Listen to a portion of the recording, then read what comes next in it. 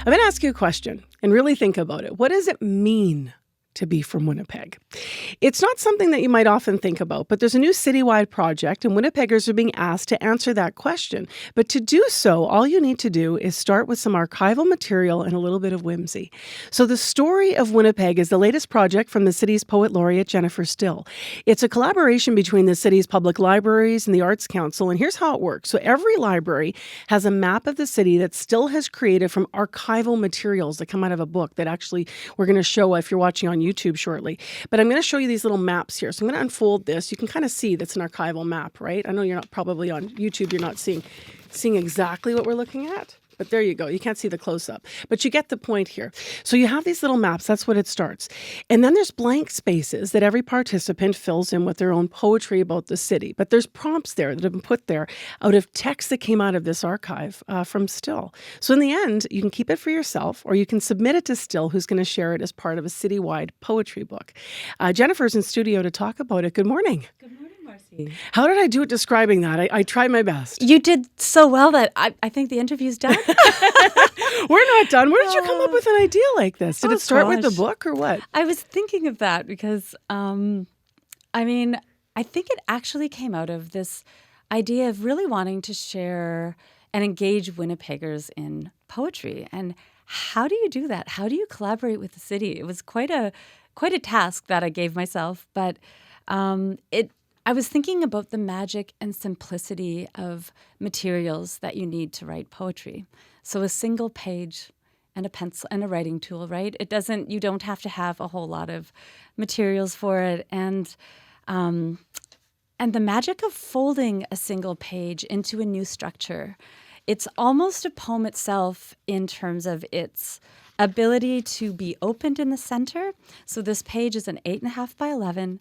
There's a single opening in the center, which allows the page to be folded and then refolded into a little 6-page book. Yeah. So a single flat space that has volume suddenly. And that is also self-supporting. It can stand on its own. It just sort of, to me, it's almost a poem itself.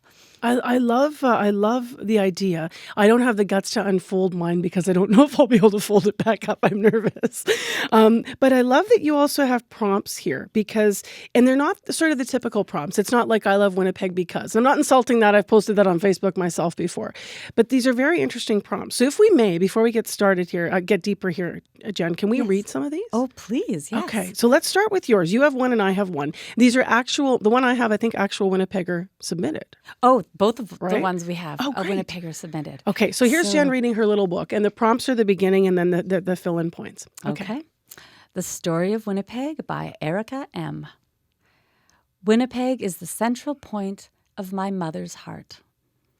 The city contains my ancestors' longing for home. The most marvelous recipe boxes from Amma's radiate from it. The streets of the city are generally leading home. All roads amount to millions of cents and dollars of potholes, obviously. It is surrounded by wind and pocket gophers. It is controlled by wind and pocket gophers. Winnipeg is now in a position to reverse poles. Take this record.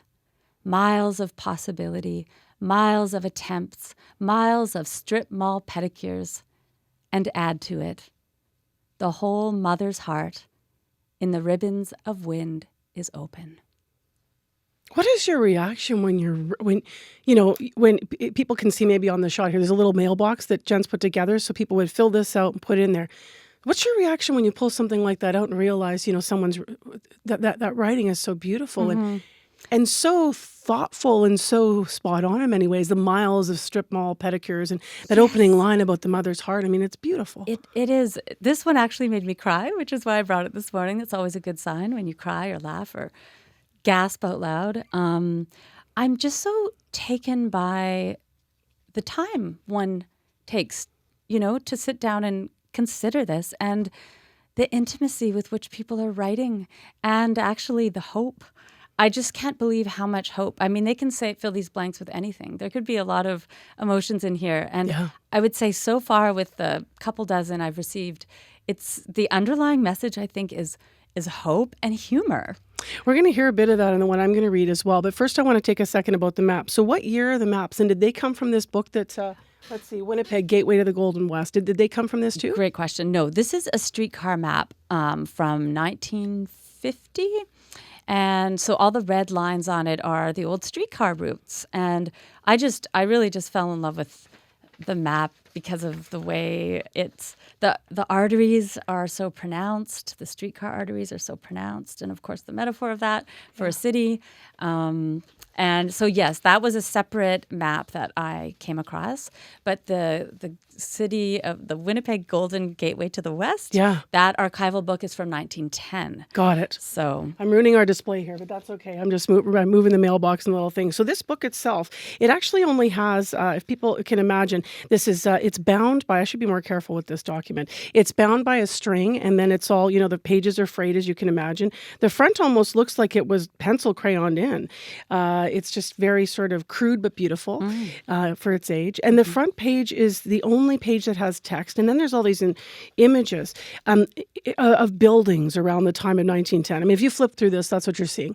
What does this speak to you? We're talking a bit about this in the green room when you look at the images of Winnipeg here. Right. I was trying to orient myself really as the poet laureate. That's why I was looking through that book. And I just thought, I'll do something with these images. I want to do something, that's instantly recognizable to Winnipeggers. But then I read the text. It's a single page of really dense, tiny font text.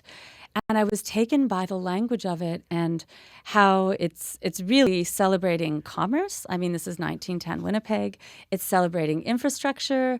It's a lot of numbers. A lot of numbers. It basically says nothing about the waterways of our city, about the rivers, about the natural landscape, except as it might apply to commerce. So I thought, this is interesting. This is what was so valued and celebrated at the time.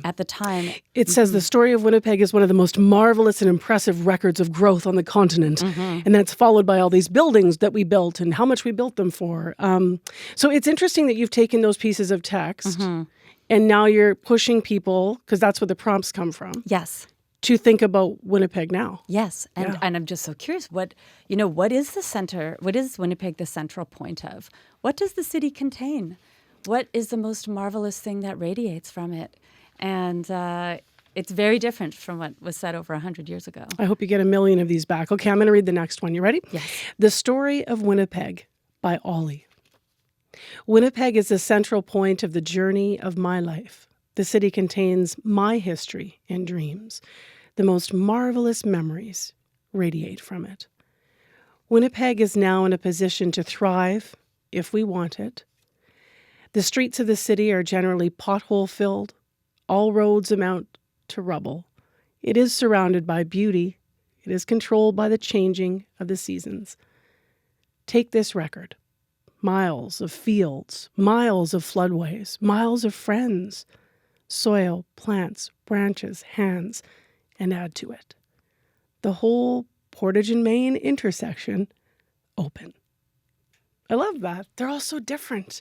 How many do you hope to get? Where can people find them and how can they participate in your lovely project? Yeah, they're at every Winnipeg Public Library branch, complete with a mailbox that requires no postage and no delivery.